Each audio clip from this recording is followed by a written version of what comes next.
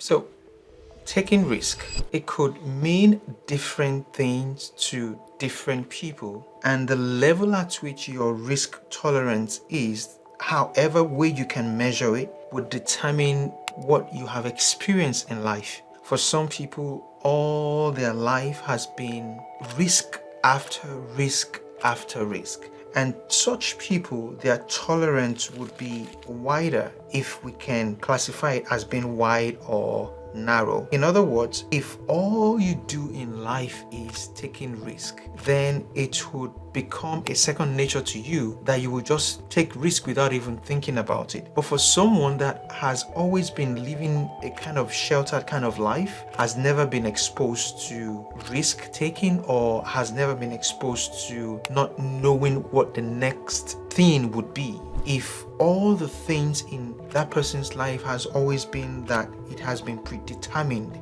by maybe the people in their life or the circumstances that they are surrounded by, if all that is what the person knows, then taking risk is not going to be the first thing that comes to that person's mind. For me, I have no other choice but to take risk. I think I left home about 19 or 18 years old, and I've been taking risk ever since. Me leaving home was a risk. It was a risk. Me approaching the first person that I actually work with, aside to my father being a contractor, was a risk. First of all, I saw him giving a speech, and ever since then, his image kind of stuck in my brain, and when I saw him again, I just knew that I should just approach him. And luckily, he needed someone to help him to do some transactions or to go to places to install some of these wireless or these satellite antennas. And that to me is part of taking risk. So if you don't know, if you have never taken risk, then definitely it's going to be a problem. But if you have been the kind of person that takes risk, then taking risk